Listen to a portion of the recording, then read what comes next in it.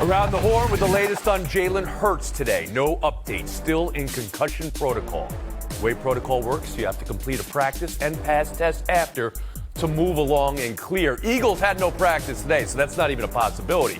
Only practices later in the week will provide answers. Could Philly be playing a playoff game without their QB1?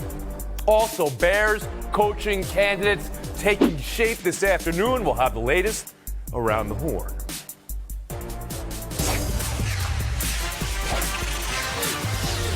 It's not a great job. Not a great job. Eagles, Packers Sunday afternoon. The possibility Jalen Hurts will not be available came up gradually, then suddenly this week. League protocol dictates Hurts needs to practice to progress through the protocol. The team hasn't had practice the last 2 days, so there's no chance there. But Hurts hasn't practiced in weeks. So that's where we are. Kenny Pickett won in relief 2 weeks ago, not 100% either. Week 18, that was Tanner McKee winning his first career start.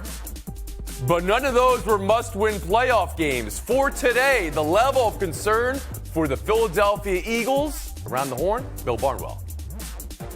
This is a real thing to be worried about, Tony.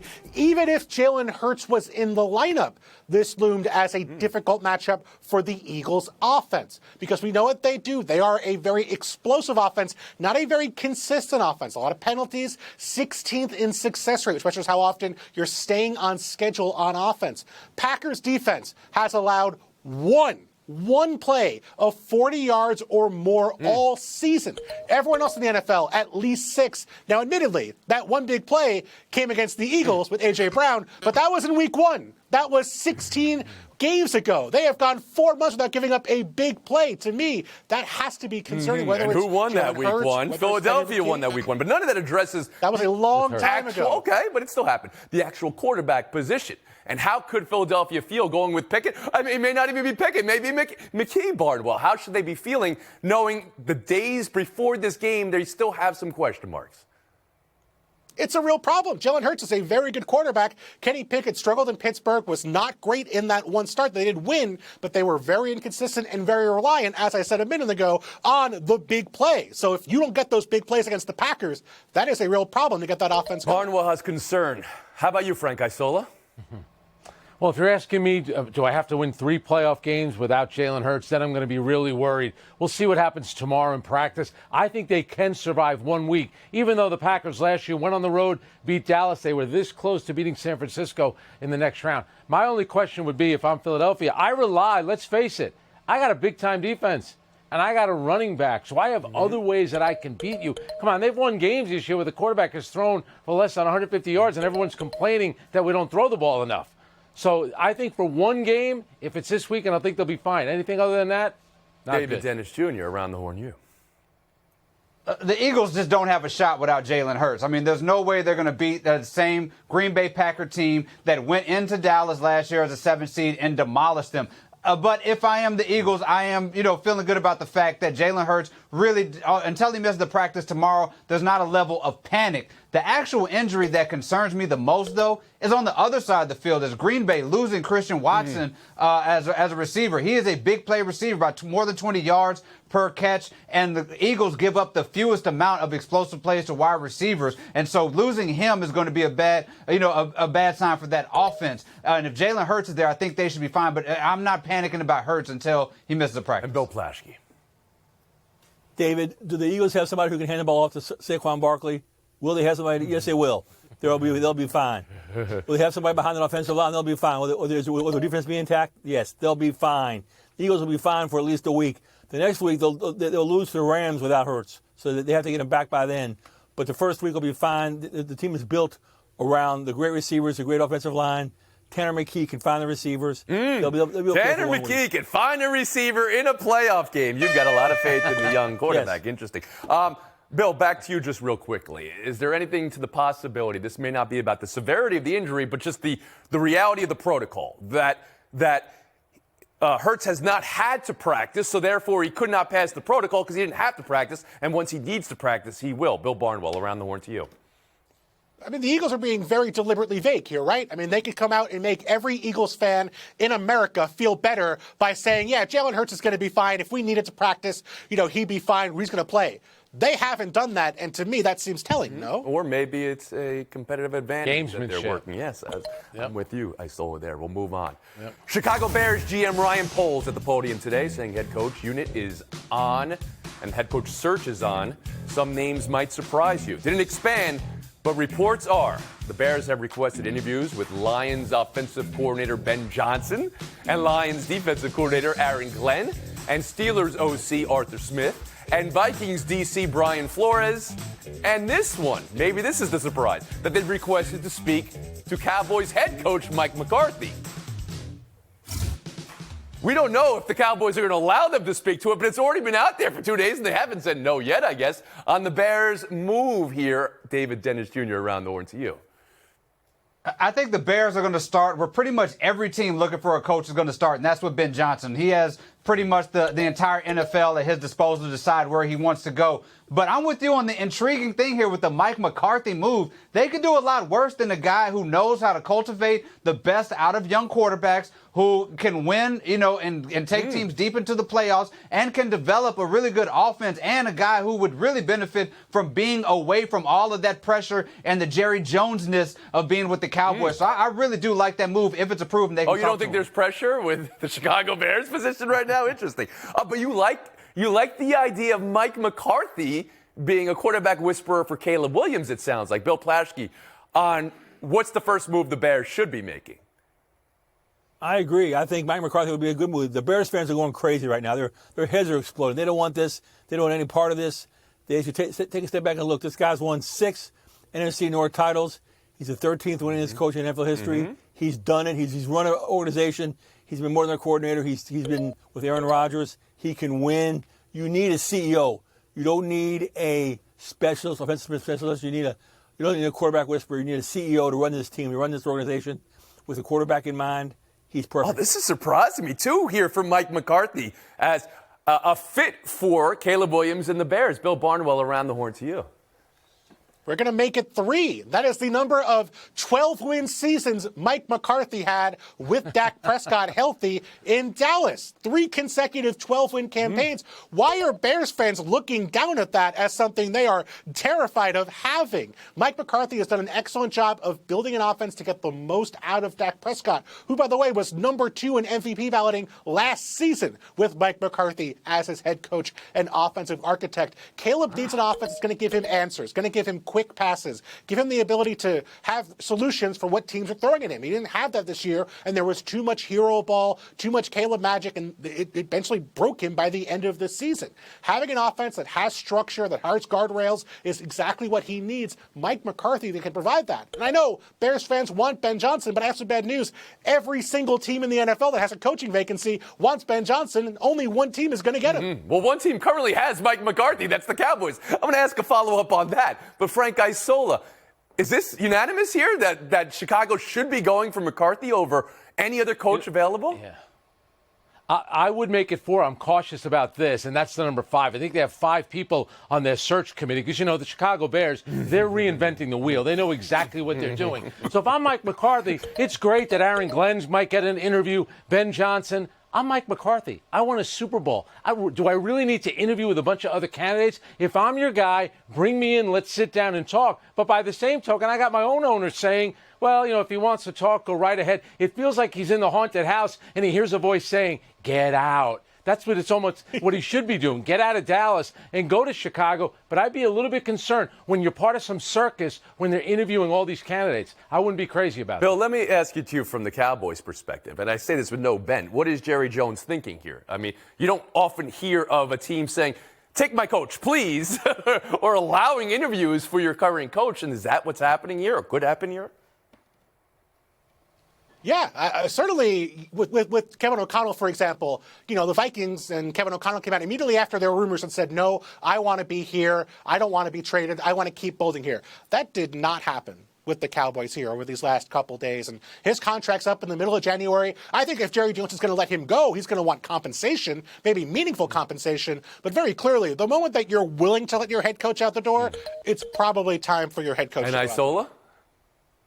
Yeah, I would be really concerned if I'm Mike McCarthy. You know what? It seems like his time that has expired. He's done a really good job. Guys have mentioned it on the panel just now. Get away from the pressure of the Cowboys. Go to Chicago, great sports town, and remember, you got a young quarterback that you can develop, like you did with Aaron Rodgers and like you did with Dak Prescott. David Dennis Jr.? Yeah, there's a lot of speculation about what Jerry Jones' strategy in this situation is. And the thing I have to ask is, like, when is Jerry Jones, when's the last time he's used strategy? It doesn't feel like he's thinking ahead or thinking about these things. He just kind of, it just seems like he's just doing interviews and talking about what he wants to do. Like, I don't see any sort of future planning by him. And this situation by Mike McCarthy is part of Bill that. Plaschke. Hey, Mike McCarthy looks like a Bears coach. He sounds like a Bears coach. He's got this big, swarthy frame, his voice. He does. He'd be perfect typecast as a Bears coach. All right. Well, I'm not sure you're getting points for that, but you're seeing it through very clear lenses here. The secret to wearing glasses and making it look like you have no lenses at all, Bill Plaschke, and you're operating with that right now. Taking a break. Buy or sell on the other side.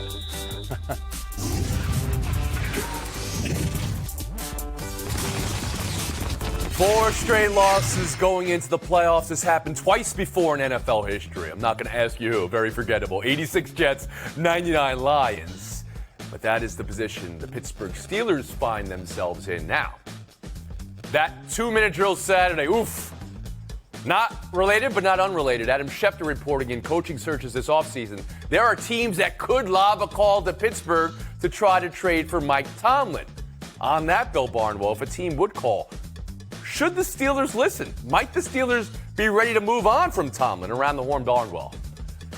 They shouldn't be. I mean, they just signed him to an extension last summer. He has a literal no-trade clause in this contract, which tells you he does not want to be moved. And how do you even get this deal done? If you're a team trading for Mike Tomlin, you're getting a guy who has never had a losing season, who never gets injured. If you could get that guy as a player, he'd be worth $100 million a year. So you're going to give up multiple first-round picks to get Mike Tomlin? Just doesn't add up. No, but the question is, could Pittsburgh, after the way the playoffs have gone for the last couple of years, I know this sounds crazy to you, Bill, but they lost 4 straight. They haven't won in the playoffs in almost a decade. Could they be thinking maybe it's time for some new air?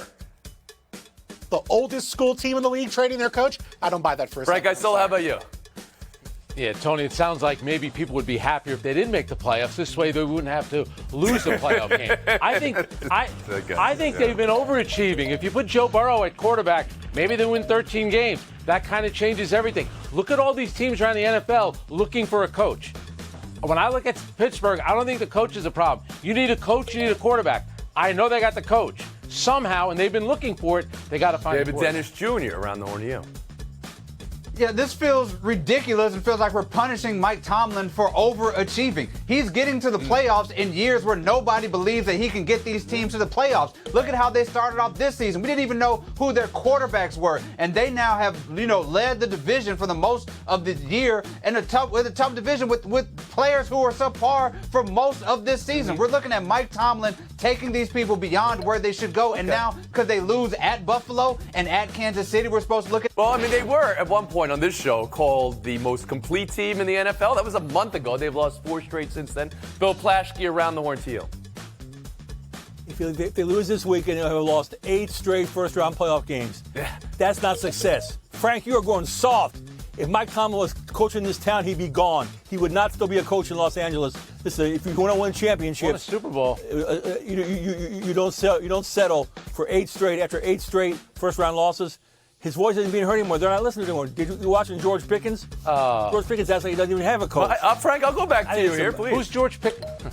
Well, I can't stand this whole thing about loss to lock 'em. First of all, in the NFL, what's the shelf life of a lot of these players? 2 or 3 years? You're making it sound like they've been there 10 years, the players, and they can't put up with Mike Tomlin. Guess what? What you love about the NFL, the coaches have the final say. They'll get the right players. He wins all the time, Bill. You want to win a Super Bowl, so does he, but he's making the playoffs all the time, even when he has inferior talent. Cut him some slack. It's not enough anymore. It's not 8 straight playoff losses. That's not enough. Barnwell, last word That's on not good enough. Yeah, how many times do you see a player leave the Steelers and do a lot better? How did Antonio Brown do after he left the Steelers? How did Chase Claypool do after he left the Steelers? I feel like Mike Tomlin gets a lot more out of these players than other teams do. We'll move on. Suns 109, Sixers 99, Phoenix Funk. So they brought Bradley Beal off the bench. The response from Beal was 25 points, the team's first win since Christmas Day. Could a trade be in the works, though? Could they be thinking of putting Beal on the market? And maybe that's how they get Jimmy Butler. Do they need to do that deal? Is Miami even closer or further to trading Butler? Frank Isola, around the horn to you. God bless Bradley Beal's agent. He got him a contract that includes a no-trade clause, and he's going to make $110 million over the next 2 seasons. So that's why it's hard to trade. Miami doesn't want him, but I do think somewhere in that world of Jimmy Butler and Bradley Beal, something can happen. Bradley Beal going to the bench last night in Philadelphia, he was asked after the game about the possibility of a trade, and he said something. He could come across as obnoxious, but he's spot on.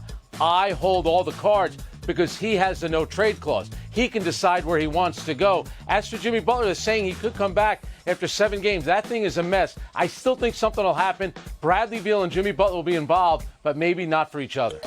David Ennis Jr. So the Phoenix Suns know that their only chance of saving this franchise the next few years is trading Bradley Beal. And as soon as Jimmy Butler says he's unhappy and gets suspended, the Phoenix Suns say, we're going to put Bradley Beal on the bench. And I'm supposed to believe this is about a basketball decision and not getting the dude to waive his trade clause and get out of there. The Phoenix Suns have to get off this Bradley Beal contract, and they're going to try to do it for Jimmy Butler. But like Frank said, they're not going to be traded for each other. They need a third team here to make a miracle happen to save this Phoenix Suns, because otherwise the Kevin Durant and Devin Booker years are really going to be a waste. They have no assets, and they really have no pathway. So play this out a little bit more. You need a third team, and you're trying to put Bradley Beal with $50 million worth of non-production that's not matching that. Give me a team that says, "Oh, sign me up for Beal." Try the Beal. The closest thing maybe is Detroit, because their sort of timeline lines up with with Bradley Beal's contract running out. You move Beal to Detroit. You move All Butler right, you had an idea. Phoenix, I didn't even think there was a team out there. Maybe. I don't know. The way Detroit's turned it around so much, they'd be salivating over the Beal. Plashke, how about you? First off, he was great off the bench. The Suns outscored the Sixers bench people 54-7 yesterday. So in a perfect world, he stays there, but he wants to be gone. And I just want to know, who gave him this no-trade clause in the first place? Who gave him this contract? The Wizards is crazy to give him this deal. But players with no-trade clauses in the NBA, full no-trade, I think it's 2, right? 2. Yeah. Who is it? LeBron. Bradley Beal. It is. That's amazing. Yeah. Bill Barnwell. I'm trying to get LeBron traded. This feels more like a Mike Budenholzer story than a Bradley Beal story to me, because we've seen Suns ownership have 2 moves. The only things they know to do: acquire a star and fire a coach. This is the 3rd coach they've had in 3 seasons. You are not going to move on from this Bradley Beal contract easily. Mike Budenholzer only makes this move if he thinks he has no other alternatives, if he is desperate to try and find something to spark this team. And so I don't know if he's going to get traded. I don't think the Heat match up for the reasons everyone has mentioned, but I think this is an all-in move from Budenholzer. Get Beal on the bench, try to do something to spark your team, because he doesn't have a plan B. He doesn't have time to figure things out. Not enough time for Barnwell to figure things out to get in the showdown. David Ennis Jr. as well. Plashke, Isola. Oh, yeah. That's our showdown next. Soft Frank. Wemby versus Benny the Bull in chess. Kobe versus Wemby on a poster. Game called it a poster. Still, image looks like it, but maybe in the actual play, you'd say Wemby came over a little late for a poster. Is that a poster? Bill, and what's the headline of the night? That's not a poster. We're getting way too liberal with our idea of posters. The guys on the court at the same time were calling it a poster. That was not a poster. He wasn't there at this exact moment. Okay. I like the chess move. Isola. I like Wembanyama playing chess in Washington Square Park on December 28th with just a bunch of New Yorkers. But that's a poster. Just because Wembanyama came over late, he's 9 feet tall. Kobe White is about 6 feet tall. He dunked on Wembanyama. Give me a break. The whole part of the Give poster. Kobe White He dunked around him. No. If we went back to every poster and decided, you know what, when they took the photo, actually, it was a second late, there would be no posters. I don't know. I'll get the point. Thank you. Showdown 2. Thank you. Ball Oh, night, it's not a number 1 poster. Tennessee at number 8 Florida. Vols, the last remaining undefeated in college basketball. Men's division 14-0. Will they remain undefeated at the end of the night? Or is tonight the night it ends? Who you got, Frank? The answer is yes. Tennessee only allows 55 points a game. I know Florida scores 88 points a game, but even Bill knows you still win with defense, even in college basketball. The streak goes on. They stay undefeated. How about you, Plaschke? No, Florida wins the game. We have to have a court storming. We need a home court advantage. We need a lot of points. We need this in college basketball. We need to see this. We need a court storming. There'll be a court storming tonight. Florida wins. I'll go with the defense in this matchup because it's 1-0, a defensive showdown. Points for Frank Isola. Showdown. FaceTime. All right. Well, sticking with the college theme, last month, remember we told you about Vermont, that inspirational victory they had in the men's national soccer championship? And then a few weeks later, how about what Penn State women's volleyball team did with their head coach, Katie Schumacher-Cawley, being diagnosed with cancer in October? You want to talk about inspiration? And I'll tell you what, volleyball has exploded. The sport, especially on the college level, is terrific. So with Penn State playing in the national semifinal for football on Thursday, remember that women's volleyball team. They won the first fall national championship for Penn State. Outstanding job and truly an inspiration. There you go, Frank Isola. One of the best sports on TV to watch. Love it.